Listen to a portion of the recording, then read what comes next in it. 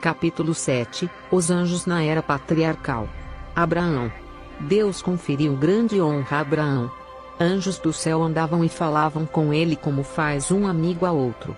O Senhor comunicou sua vontade a Abraão mediante os anjos. Cristo apareceu diante dele e deu-lhe um distinto conhecimento dos requisitos da lei moral, e da grande salvação que seria levada a cabo por seu intermédio. Depois do nascimento de Ismael, o Senhor manifestou-se outra vez a Abraão e disse: Estabelecerei o meu concerto entre mim e ti e a tua semente depois de ti em suas gerações, por concerto perpétuo. Gênesis 17:7. Outra vez o Senhor repetiu por intermédio de seu anjo a promessa de dar um filho a Sara, e que ela seria mãe de muitas nações. Quando os juízos estavam para cair sobre Sodoma, este fato não lhe foi oculto e ele se tornou intercessor junto a Deus pelos pecadores.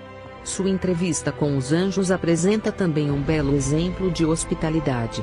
Na hora de maior calor de um dia de verão, o patriarca estava sentado à porta de sua tenda, olhando para a silenciosa paisagem, quando viu à distância 3 viajantes aproximando-se. Antes que chegassem à sua tenda, os estranhos pararam, como que consultando a respeito de seu caminho.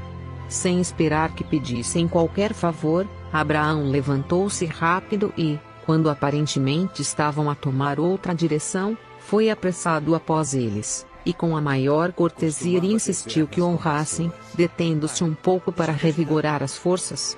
Com as próprias mãos trouxe água para que lavassem de seus pés o pó da viagem. Ele mesmo escolheu o alimento, e, enquanto estavam a descansar à fresca sombra, preparou-se a refeição, e respeitosamente permaneceu-lhes ao lado enquanto participavam de sua hospitalidade. Abraão vira em seus hóspedes apenas 3 viajantes cansados, mal supondo que entre eles estava um, a quem poderia adorar sem pecado. Mas o verdadeiro caráter dos mensageiros celestiais foi agora revelado. Se bem que estivessem a caminho como ministros da ira, contudo Abraão, o homem da fé, falaram a princípio de bênçãos.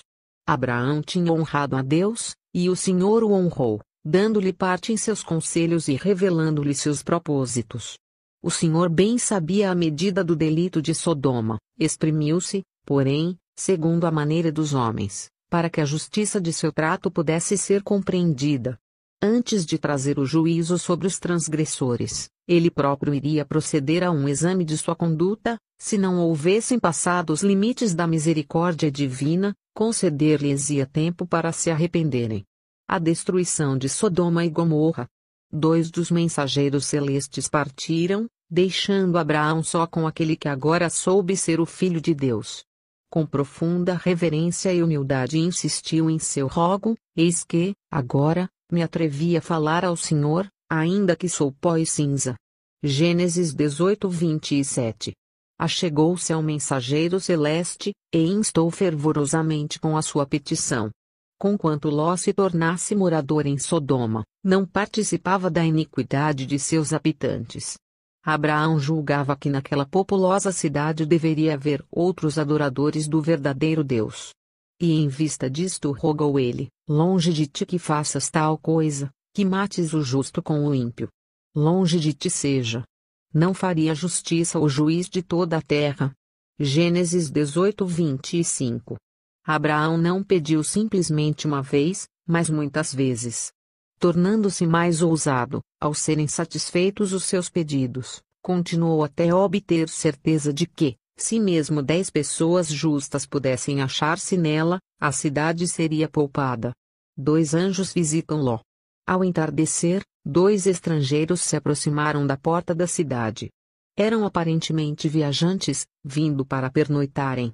Ninguém poderia discernir naqueles humildes viajantes os poderosos arautos do juízo divino, e mal sonhava a multidão alegre e descuidada que, em seu tratamento a esses mensageiros celestiais naquela mesma noite, atingiriam o auge do crime que condenou sua orgulhosa cidade. Houve, porém, um homem que manifestou amável atenção para com os estranhos, e os convidou para sua casa. Ló não sabia do verdadeiro caráter deles, mas a polidez e a hospitalidade eram nele habituais. Os anjos revelaram a Ló o objetivo de sua missão, Nós vamos destruir este lugar, porque o seu clamor tem engrossado diante da face do Senhor, e o Senhor nos enviou a destruí-lo. Gênesis 19:13. Os estranhos que Ló se esforçara por proteger, prometeram agora protegê-lo, e salvar também todos os membros de sua família que com ele fugissem da ímpia cidade. Ló foi avisar seus filhos. Repetiu as palavras dos anjos: levantai-vos, saí deste lugar, porque o Senhor há de destruir a cidade. Gênesis 19:14. Mas ele lhes pareceu como quem zombava. Ló voltou triste para casa, e contou a história de seu insucesso. Então os anjos o mandaram levantar-se, e tomar a esposa e 2 filhas que ainda estavam em casa, e deixar a cidade. Pasmo pela tristeza, demorava-se, relutante em partir. Não fossem os anjos de Deus, todos teriam perecido na ruína de Sodoma. Os mensageiros celestiais tomaram pela mão a ele, sua esposa e filhas, e os levaram fora da cidade. Ali os anjos os deixaram, e voltaram a Sodoma para cumprirem sua obra de destruição. Um outro, aquele com quem Abraão estivera a pleitear, aproximou-se de Ló. O príncipe do céu estava a seu lado, contudo rogava ele pela sua vida como se Deus, que manifestara tal cuidado e amor para com ele, não mais o guardasse. Deveria ter se confiado inteiramente ao mensageiro divino, entregando sua vontade e sua vida nas mãos do Senhor, sem duvidar ou discutir. Mas, semelhante a tantos outros, esforçou-se por fazer planos por si. De novo foi dada a ordem solene de apressar-se, pois a terrível tormenta demorar-se apenas um pouco mais. Mas um dos fugitivos, a esposa de Ló, aventurou-se a lançar um olhar para trás, para a cidade condenada, e se tornou um monumento do juízo de Deus. Abraão é provado. Quando Abraão tinha quase 100 anos de idade, a promessa de um filho foi-lhe repetida, com a informação de que o futuro herdeiro seria filho de Sara.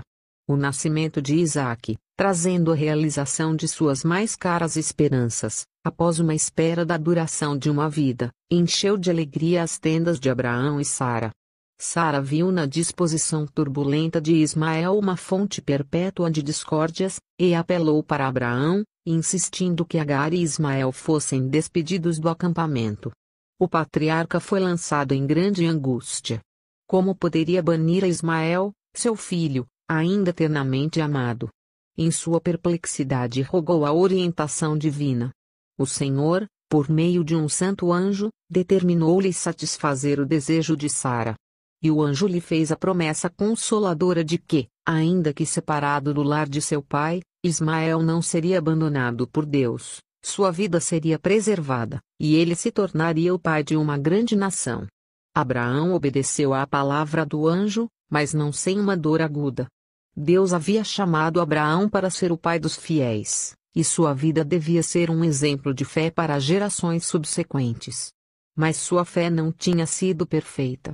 Para que atingisse a mais elevada norma, Deus o sujeitou a outra prova, a mais severa que o homem jamais foi chamado a suportar. Em uma visão da noite foi-lhe determinado que se dirigisse à terra de Moriá, e ali oferecesse seu filho em holocausto sobre um monte que lhe seria mostrado. Abraão.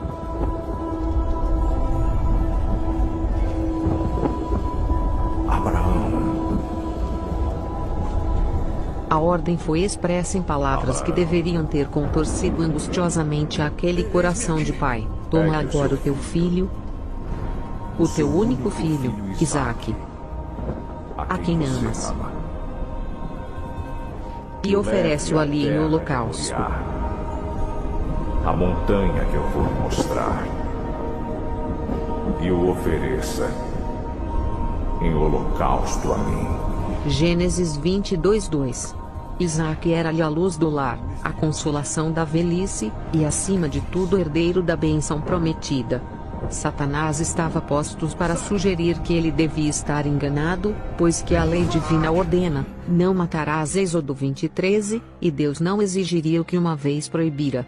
Saindo ao lado de sua tenda, Abraão olhou para o calmo resplendor dos céus em nuvens, e lembrou-se da promessa feita quase 50 anos antes, de que sua semente seria numerosa como as estrelas. Se esta promessa devia cumprir-se por meio de Isaque, como poderia ele ser morto? Abraão foi tentado a crer que poderia estar iludido. Lembrou-se dos anjos enviados para revelar-lhe o propósito de Deus de destruir Sodoma, e que lhe trouxeram a promessa deste mesmo filho Isaque, e foi para o lugar em que várias vezes encontrara os mensageiros celestiais, esperando encontrá-los outra vez, e receber algumas instruções mais, mas nenhum veio em seu socorro. Durante todo o dia esperou que um anjo viesse abençoá-lo e confortá-lo ou, talvez, revogar o mandado divino, mas nenhum mensageiro de misericórdia apareceu. Não consegui dormir. O que o preocupa? E se Deus me mandasse fazer uma coisa que eu não conseguisse entender? Quando ele falou com você pela primeira vez na terra dos seus antepassados, você entendeu? Não. Mesmo assim, obedeceu, sem saber por quê.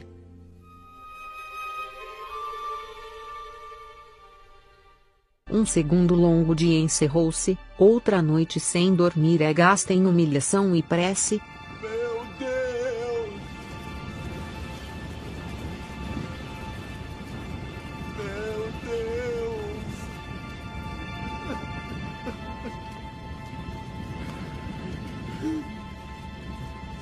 Meu Deus! Misericórdia, Senhor! Misericórdia, Senhor!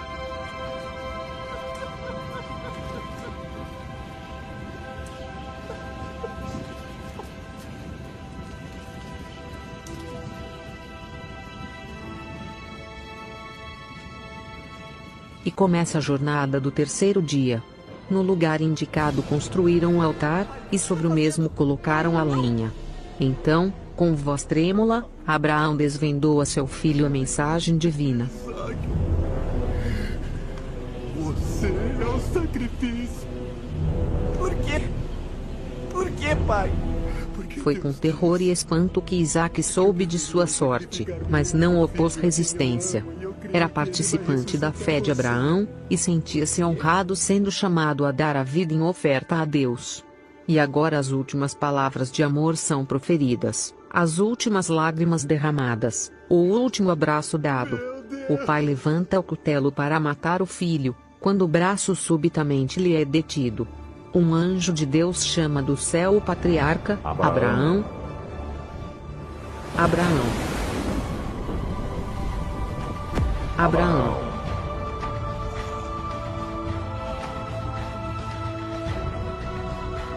Abraão. Ele rapidamente responde: Eis-me aqui. E de novo se ouve a voz: Não coloque suas mãos sobre seu filho. Não faça nada para com ele. Pois Porquanto agora sei que temos a Deus, e não me negaste o teu filho, o teu único filho. Para mim. Gênesis 22:12.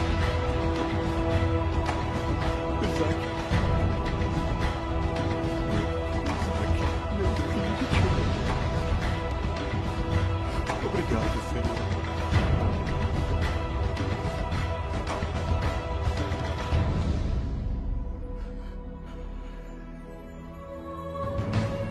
Obrigado, Senhor. Mãe, olha.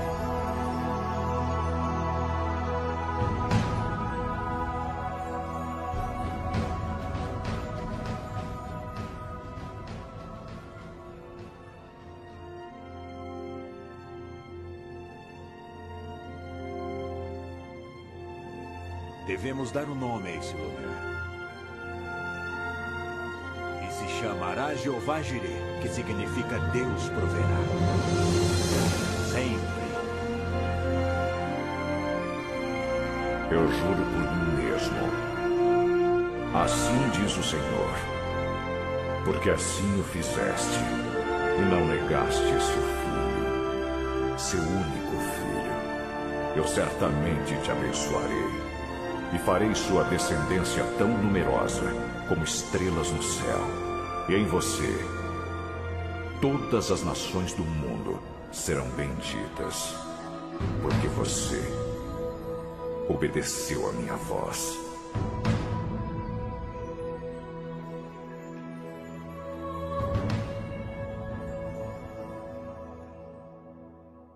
Deus deu seu filho a uma morte de angústia e ignomínia.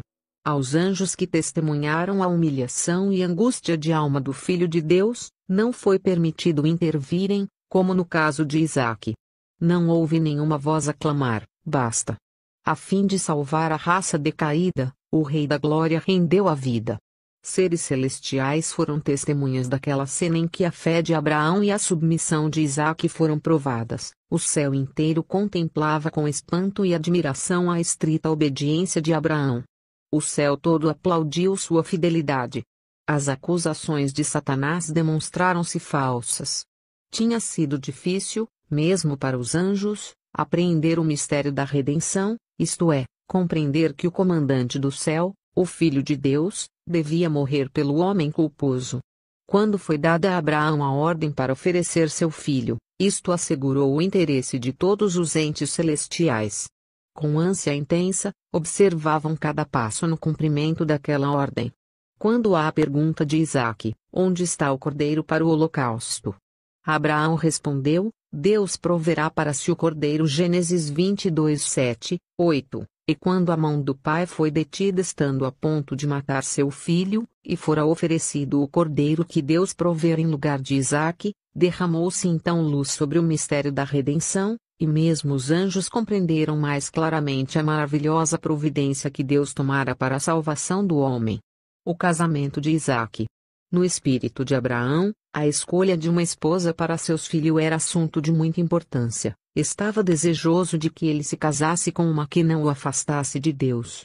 Isaque, confiando na sabedoria e afeição de seu pai, estava satisfeito com a entrega desta questão a ele, crendo também que o próprio Deus dirigiria na escolha a fazer-se. Os pensamentos do patriarca volveram para os parentes de seu pai, na terra de Mesopotâmia. Abraão confiou este importante assunto ao seu servo, o mais velho, Eliezer, Gênesis 24, 2, homem de piedade, experiência e juízo são, que lhe havia prestado prolongado e fiel serviço. O Senhor, Deus dos céus, disse ele, que me tomou da casa de meu pai e da terra da minha parentela, enviará o seu anjo adiante da tua face. Gênesis 24, 7.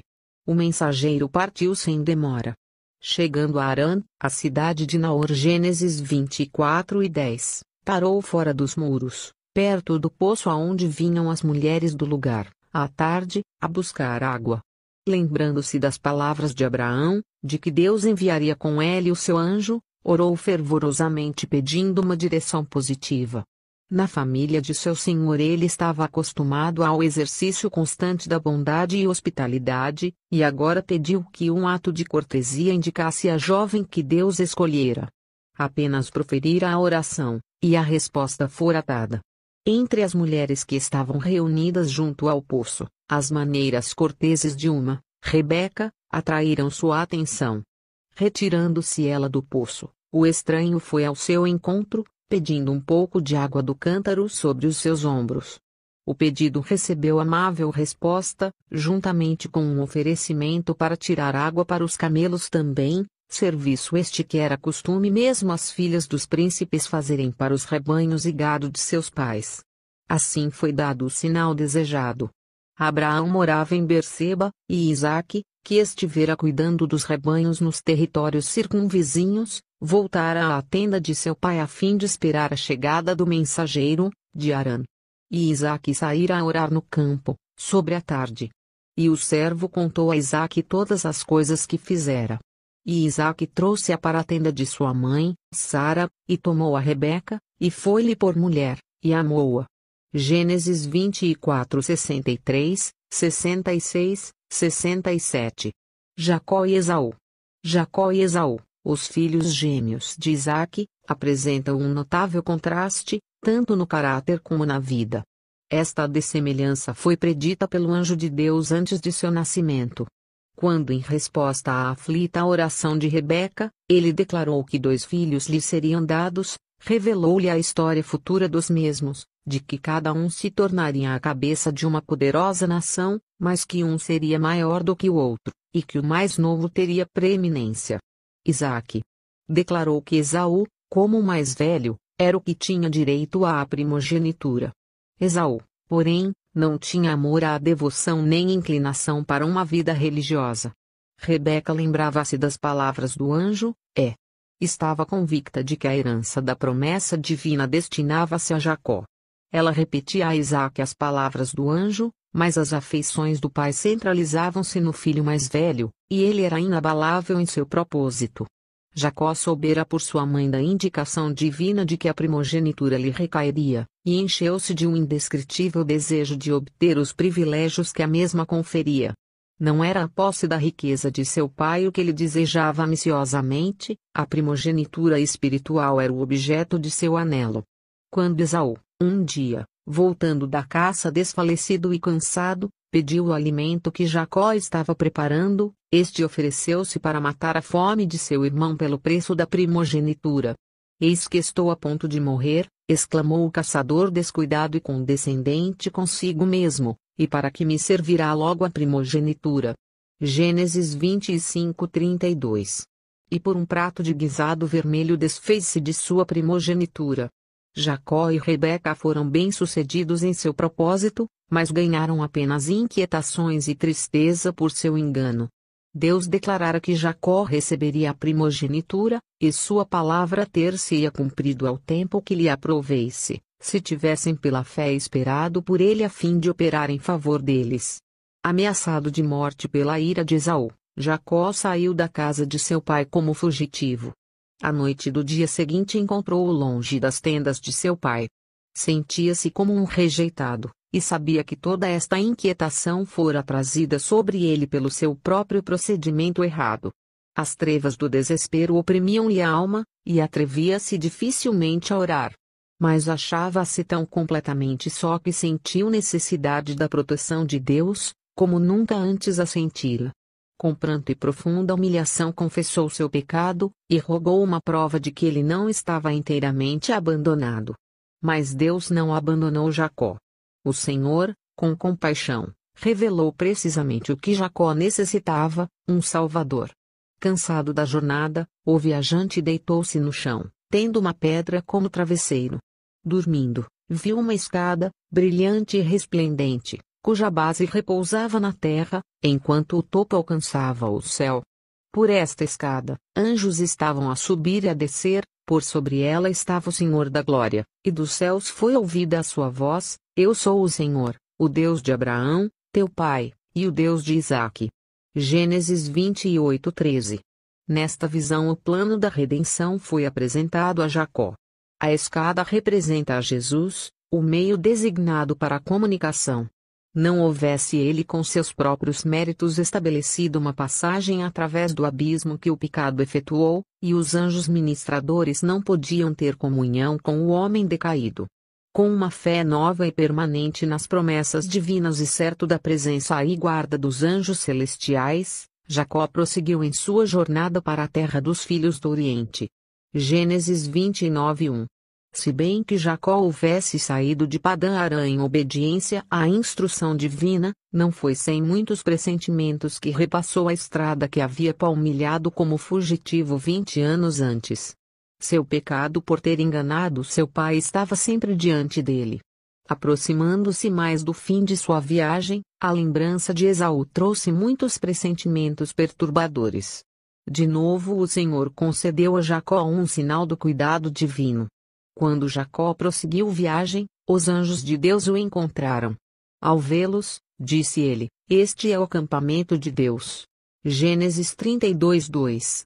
Num sonho observou os anjos de Deus acampados à sua volta.